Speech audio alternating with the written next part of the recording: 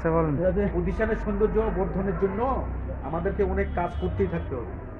YouTuber প্রতিষ্ঠানে ভালো দেখাবে, চারিদিকে জঙ্গল, চারিদিকে ঘাসপালা, এই কিছু কিছু জায়গায় ফাঁকা জায়গায় ফুলের গাছ লাগাবো।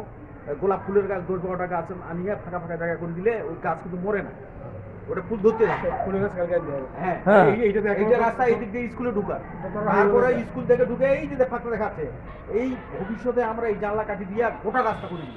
রাস্তা এইটা আর এই সেটা কেরান নেই। হ্যাঁ, রুমেরও নষ্ট হইলো না, গোটা প্রতিষ্ঠান দেখা আমার মনে হয় দ্রুত কাজ করা উচিত। দ্রুত কাজ করা উচিত।